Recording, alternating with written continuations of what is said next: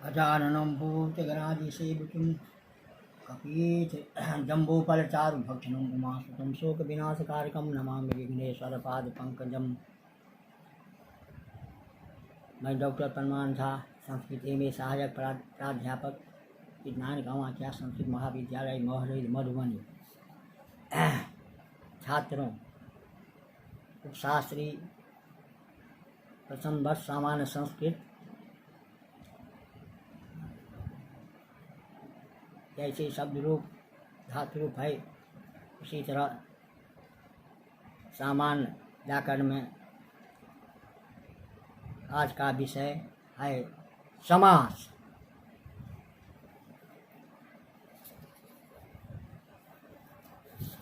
समास क्या है? समास किसे कहते हैं?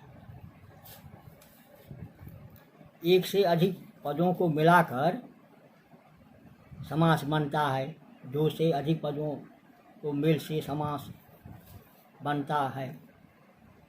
जैसे बहुनाम पदी पदानाम एक पदी भाव समास, एक पदी भाव समास। इस तरह से परिभाषा है। जिस शब्दों का समास होता है, इसके जोग से एक नया शब्द बन जाता है। ऐसे शब्दों को समस्त या सामासिक पद कहा जाता है। जैसे राजा का भवन राजभवन, इस तरह से उदाहरण बनता है। तो यहाँ राजा और भवन दो शब्द है, तो ये शब्द अपनी विभक्तियों को छोड़कर मिल जाते हैं और इसके योग से एक नया शब्द बन जाता है। जैसे राजभवन राजा का भवन, तो समास हुआ। अब आपको है जैसे अभिभाव, तत्पुरुष, कर्मधारय, न्यंग एवं पराज। अभिभाव समास, अभिभाव समास किसको कहते हैं? जिस शब्द का पहला पद अव्यय हो उसे अभिभाव समास कहलाता है। पूर्व पद्य मानो अभिभाव, ऐसा संस्कृत में भी है।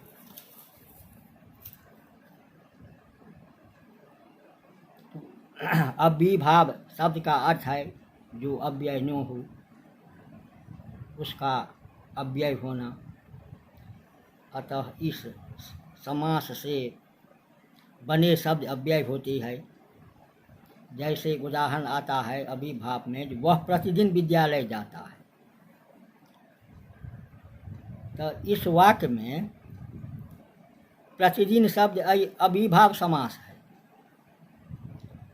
और इस समासिक शब्द का पहला भाग प्रति अव्यय है और दूसरा भाग दीन है, वह संज्ञा है। तो प्रति है जो वह अव्यय हुआ और दीन संज्ञा, मतलब संज्ञा तो जानती है, किसी भी नाम को संज्ञा कहते हैं। इसी तरह प्रतिमास, आजन्म, आकरण, अद्भुत, यथा संभव, इत्यादि अभी समास की उदाहरण है। एक ही शब्द, किसी शब्द का दो बार प्रयोग करने से भी अभिभाव समास होता है। जैसे दिनों दिन, धीरे धीरे, पहले पहल, घरा घर, बीचों बीच, हाथों हाथ, सरासर, एकाएक आदि। इस तरह से अभिभाव समास कहलाते हैं।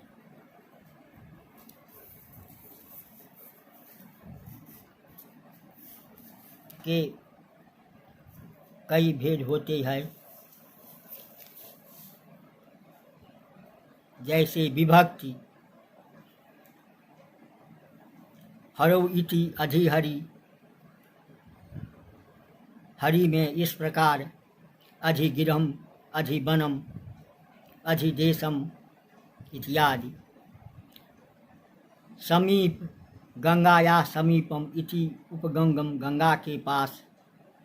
इसी प्रकार नगरम, उपवनम, उपग्रामम आदि। समृद्धि योग्यता से अधिक धन, मुद्रा नाम समृद्धि इति सुमद्रम, मद्र देश, योग्यता से अधिक धन।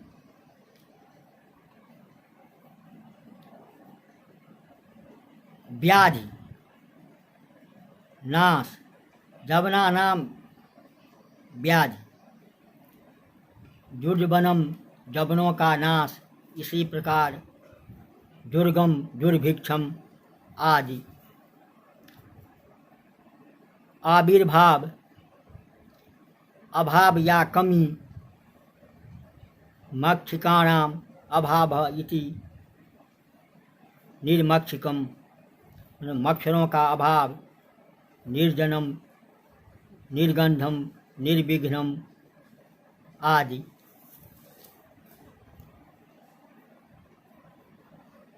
अत्यय नाश, हिमस्य अत्ययः इति अतिहिमम, हिम का नाश। अति कष्टम, अत्युग्रम, अतिपीर्णम आदि। असंप्रति, अब उचित नहीं होना। निद्रा संप्रति नो युज्यते इति प्रतिनिद्रम, अब सोना ठीक नहीं। अति कष्टम, अति शोकम, अति पीड़नम इत्यादि। शब्द प्रादुर्भाव, शब्द का प्रकाश। हरि शब्दस्य प्रकाश इति हरि, हरि शब्द का प्रकट होना। पश्चात, पीछे। विष्णु पश्चात इति अनुविष्णु, विष्णु के पीछे। अनुशिवम, अनुग्रहम, अनुचरम इत्यादि। योग्यता, रूपस्य योग्यम इति अनुरूपम, अनुसारम, अनुरागम, अनुदानम, अन्वर्थम।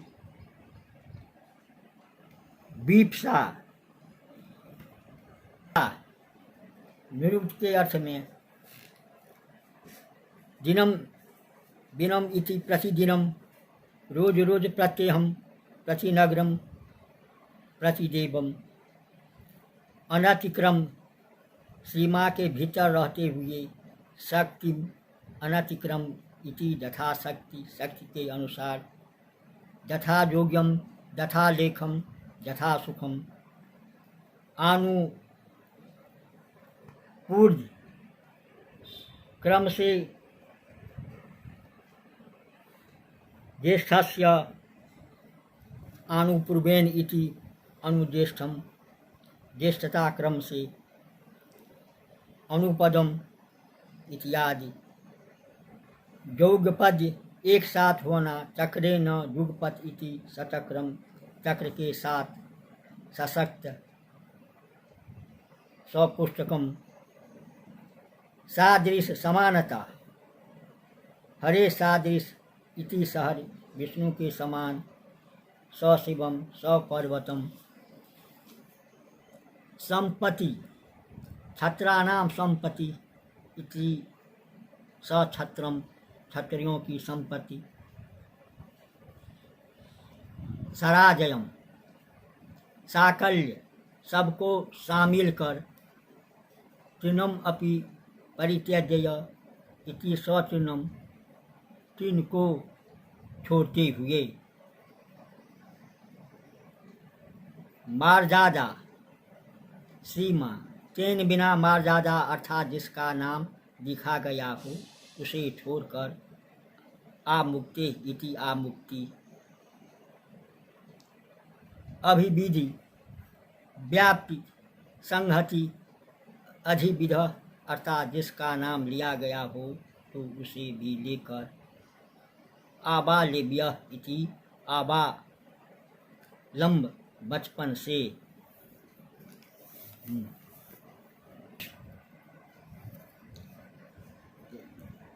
जिस समास में उत्तर पद की प्रधानता रहते हैं उसे तत्पुरुष समास कहते हैं।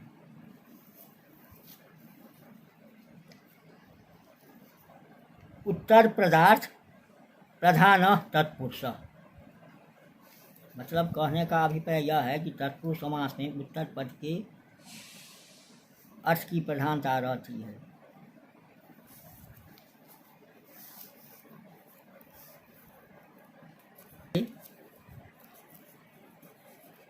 राजकन्या, देवपुत्र सतपालन आदि। तो राज की कन्या, देव का पुत्र तथा सत्य का पालन। तो राज की कन्या जाति है। इस वाक्य में प्रयुक्त जाना क्रिया का संबंध कन्या से है, राजा से नहीं। जाने वाली कन्या राजा नहीं, जाना क्रिया भी कन्या से के अनुसार स्त्रीलिंग में प्रयुक्त की गई। अतः राजकन्या शब्द में बाद वाले कन्या शब्द की प्रधानता है, इसीलिए यह तत्पुरुष समास है। देवपुत्र और सतपालन के साथ भी यही बात है। तत्पुरुष समास में समस्त पदों का लिंग और वचन अंतिम पद के अनुसार ही होता है।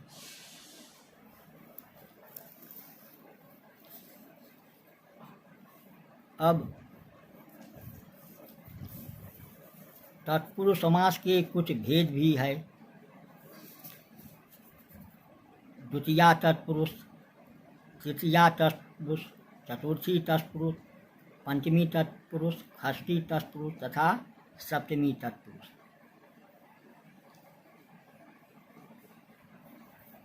द्वितीया तत्पुरुष,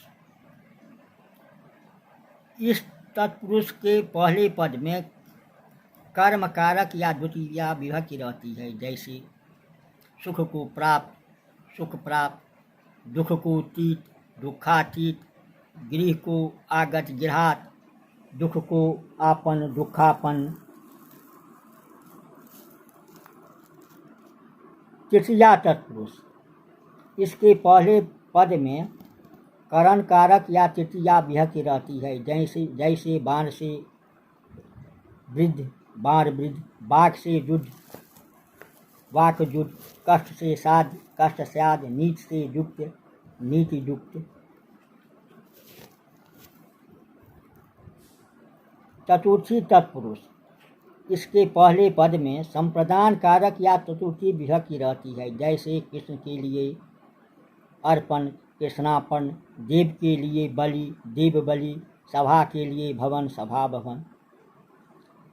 पंचमी तत्पुरुष, इसका पहला पद अपादान कारक या पंचमी विभक्ति से युक्त होता है। जैसे बंधन से मुक्त, बंधन मुक्त, ऋण से मुक्त, ऋण मुक्त, जाति से भ्रष्ट, जाति भ्रष्ट, लोक से उत्तर, लोकेतर, रण से विमुक्त, रण विमुक्त। षष्ठी तत्पुरुष, इसके प्रधान पद में संबंध कारक या षष्ठी विभक्ति रहती है। जैसे कन्या का दान, कन्यादान, सेना का नायक, सेना नायक, पुस्तक का आलय, पुस्तकालय, विद्या का अभ्यास, विद्याभ्यास। सप्तमी तत्पुरुष, इस तत्पुरुष के पहले पद में अधिकरण कारक या सप्तमी विभक्ति रहती है। जैसे कार्य में कुशल, कार्य कुशल, ग्राम में वास, ग्राम वास, प्रेम में मग्न, प्रेम मग्न, दान में वीर, दान वीर।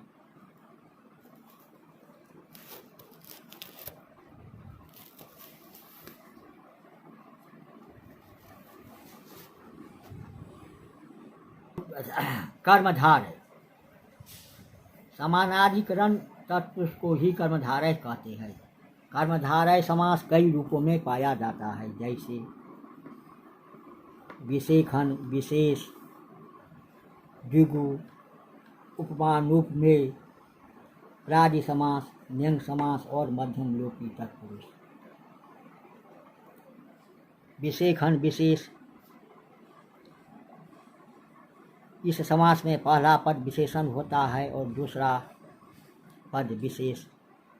जैसे महान राजा, महाराजा, भला मानस, भल मानस, परम आत्मा, परमात्मा, नीलकमल, नीलकमल, इनका विग्रह कर्म से इस तरह से होता है। जो महान है, जो राजा भला है, जो मानस परम है, जो आत्मा तथा नील है, जो कमल आदि। द्विगु समास, जिस कर्मधारय में पहला पद संख्यावाचक हो उसे द्विगु समास कहते हैं। जैसे पांच पात, पंचपात, तीन भुवन त्रिभुवन, चार वर्ण चतुर्वर्ण, तीन फल त्रिफला, चार राहे चौराहा, दो आने दुवन्नी। उपमानोपमेय या रूपक, जिससे किसी चीज की उपमा से दी जाए उसे उपमान कहते हैं। जैसे जिसकी उपमा दी जाए उसे उपमेय कहते हैं। इस समास में उपमेय का पहला प्रयोग होता है और उपमान का बाद में। जैसे चंद्र की तरह मुख, मुख चंद्रम, कमल की तरह मुख कमलम, कमल की तरह नेत्र, नेत्र कमलम। जब समता की अधिकता दिखनी हो तो की तरह का प्रयोग न कर रूपी शब्द का प्रयोग करते हैं। जैसे मुख रूपी कमल, मुख कमल, नेत्र रूपी कमल, नेत्र कमल आदि। उपमानोपमेय के अतिरिक्त उपमान तथा उपमान में पाए जाने वाली गुण के वाचक विशेष पद के साथ ही समास होता है। जैसे धन की तरह श्याम, घन श्याम।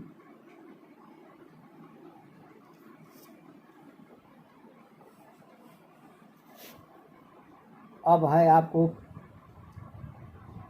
प्रादि समास। इसमें प्र आदि उपसर्गों तथा दूसरे शब्दों का समास होता है।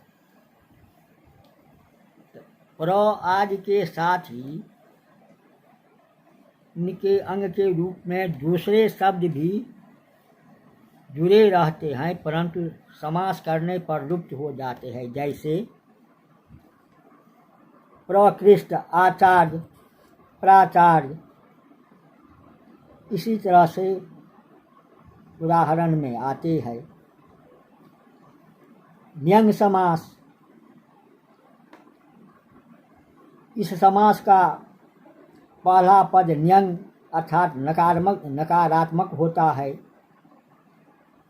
समास में यह न्यंग अन, अ, अन रूप में पाया जाता है। कभी कभी यह नो रूप में भी पाया जाता है। जैसे नो भाव, अभाव, नो देखा, अनदेखा, नो जाना, अनजाना। और मध्यम पद लोपी भी कर्मधारय समास है। यह भी कर्मधारय का भेद है, परंतु इसमें जिन शब्दों का समास होता है उसमें संबंध बतलाने वाले शब्दों का लोप हो जाता है। जैसे देव पूजक, ब्राह्मण, देव ब्राह्मण, शाक प्रिय, पार्थिव, शाक पार्थिव। यहाँ देव और ब्राह्मण तथा शाक और पार्थिव का संबंध बतलाने वाले शब्द पूजक तथा प्रिय लुप्त हो जाते हैं। ये पद समास के बीच में ही रहने वाले हैं, तथा यहाँ मध्यम पद रूपी समास कहलाते हैं।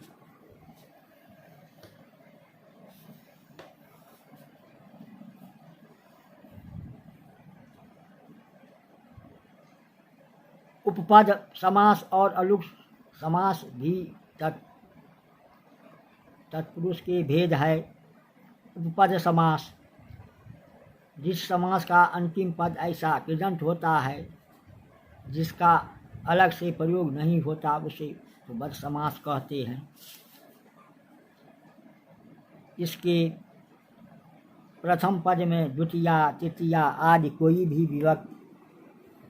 विभक्त रह सकती है, जैसे जल को देने वाला, जलद, उर से गमन करने वाला, उरग, तट पर स्थिर रहने वाला, तटस्थ। यहाँ जल के साथ द्वितीया विभक्ति है, उर के साथ द्वितीया है और तट के साथ सप्तमी के शब्दों के साथ होने वाले कृदंतों का रूप समान होने पर द, ग तथा स्य हो जाता है। इस प्रकार सब कर्मधारय के अंतर उपपद समास कहलाता है। धारय समास में विशेषण विशेषण बहुलम, विशेष का विशेष पद के साथ विकल्प से समास होता है, जैसे मधुरम वचः, मधुर वचनम, विश्वे देवा, विश्वदेवा, सर्वलोका या सर्वलोका। पूर्ववत कर्मधारय जाति देशे कर्मधारय समास होने पर पूर्व पद को पुल्लिंग, यदि पुल्लिंग होता हो तो बना दिया जाता है, जैसे सुंदरी नारी, सुंदर नारी, कृष्णा चतुर्दशी, कृष्ण चतुर्दशी, सुकेशी भार्या, सुकेश भार्या।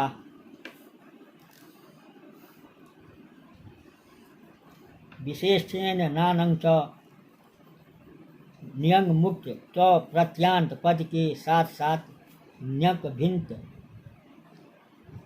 अक्त प्रत्यांत पद का समास होता है, जैसे कृतंत तत्, अकृतंत इति, कृतास्त, भुंक्तस्तत्, अभुंक्तस्त इति, भुक्त्वा भुक्तम।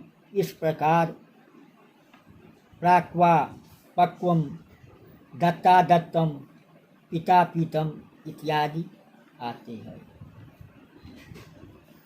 वर्णों वर्णे, वर्णवाचक पद के साथ वर्णवाचक पद का भी कर्मधारय समास होता है, जैसे नीलस्त, लोहितस्त, नीललोहितः, पीतस्त, धवलश्च, पीतधवलः।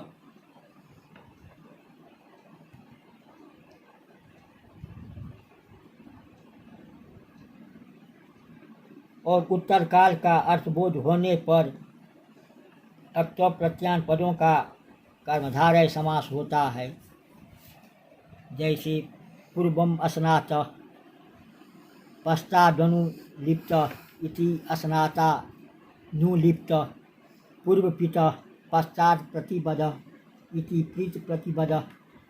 इसी प्रकार दत्ता प्रेत, सुप्तोस्थित, यातायत, भुक्तो तद्गीर्णम इत्यादि। कोपी तत्पुरुष समास यह